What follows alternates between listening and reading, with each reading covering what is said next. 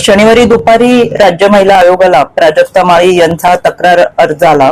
यामध्ये त्यांनी गेल्या 1.5-2 महिन्यामध्ये वेगवेगळ्या युट्यूब्स असतील, त्याचबरोबर पेज असतील आणि काही अश्लील आणि अश्लाघ्य भाषेमधले कमेंट्स असतील याची नोंद करत राज्य महिला आयोगाकडे तक्रार दिली आणि त्यामध्ये सांगितलं की या तक्रारींमुळे आणि ज्या पद्धतीच्या कमेंट्स केले त्याच्यामुळे त्यांच्या वैयक्तिक आयुष्यावरती, त्यांच्या करिअरवरती त्याचा परिणाम तर होतोच आहे, पण अतिशय वेगळ्या पद्धतीने जी विधानं केली गेली त्याच्यामुळे चारित्र्य हनन करत खऱ्या अर्थानं याचा प्रचंड मनस्ताप पूर्ण कुटुंबाला देखील होतं।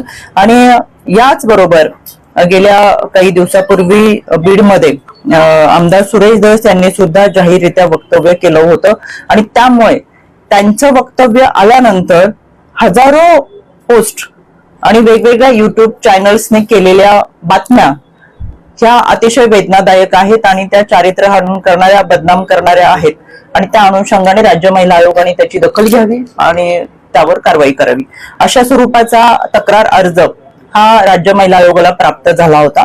यामध्ये 2 दिवसाच्या कालावधीमध्ये संबंधित आमच्या आयोगाचे वकील आणि त्यामधील तज्ञ यांनी सर्व शहानिशा करून हा अर्ज आज दुपारी मुंबई पोलीस आयुक्त यांच्या कार्यालयाला पाठवलेला आहे।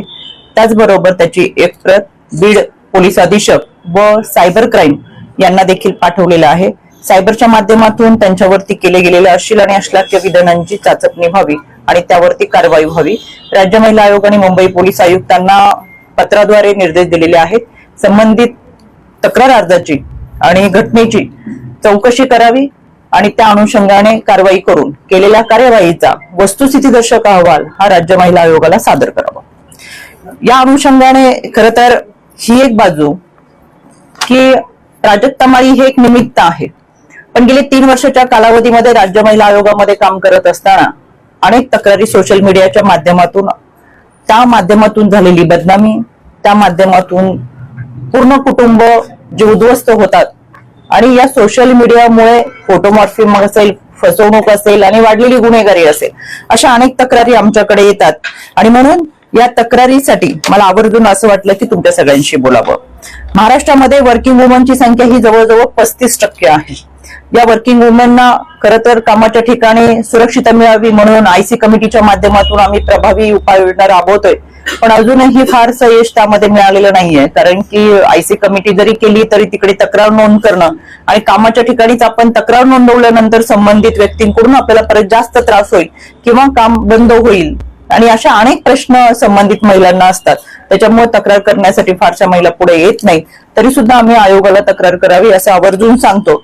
भारतरत्न डॉक्टर बाबासाहेब आंबेडकरांनी तुम्हाला मला माणूस म्हणून जगण्याचा अधिकार दिला, घटना दिली आणि संविधान दिलं आणि वेगवेगळ्या क्षेत्रामध्ये महिला उच्च पदापासून सर्व ठिकाणी कार्यरत राहिल्या, पण हे काम करत असताना एक गोष्ट प्रकर्षाने जाणवली ती म्हणजे या सायबरच्या माध्यमातून, सोशल मीडियाच्या माध्यमातून महिलांचं होणारं चारित्र्य हनन, होणारी बदनामी आणि यामुळे वाढलेल्या तक्रारी। एनसीआरबीच्या अहवालानुसार एकट्या मुंबईमध्ये 60% सायबर गुन्हेगारी वाढलेली आहे। 2021 मध्ये 2883 गुन्ह्यांची नोंद झाली, तर 2022 मध्ये 4724 गुन्ह्यांची नोंद झाली।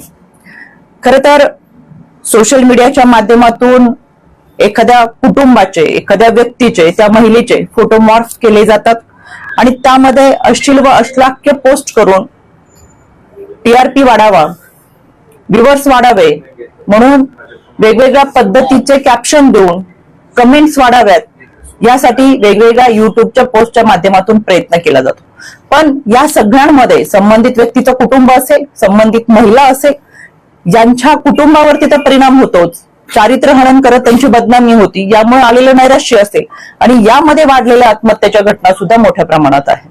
अनेक अशा आत्महत्येच्या घटना घडलेल्या आहेत आणि त्याच्या तक्रारी सुद्धा आमच्याकडे आलेल्या आहेत। त्याच्यामुळे या सगळ्यांवरती एक प्रकारचा अंकुश बसणं फार गरजेचं आहे।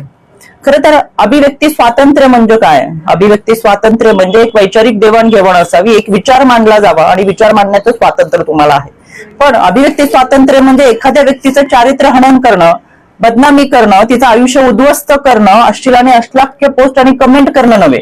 आणि म्हणून याच्यावरती खऱ्या अर्थानं सायबरच्या माध्यमातून कारवाई करावी अशा सूचना केवळ प्राजक्ता माळींची तक्रार अर्ज आला म्हणून नाही, तर गेले अनेक महिन्यांपासून आम्ही हे करतोय. रॉयल एनफिल्डचे अधिकृत डीलर व एक विश्वसनीय नाव म्हणजे चव्हाण मोटर्स. चव्हाण मोटर्स यांचे रॉयल एनफिल्ड शोरूम पोटगी रोड, आसरा चौक येथे आपल्या सेवेत रुजू. बुलेट 350 व क्लासिक 350 हे मॉडेल सर्व रंगांमध्ये हजर स्टॉक मध्ये उपलब्ध.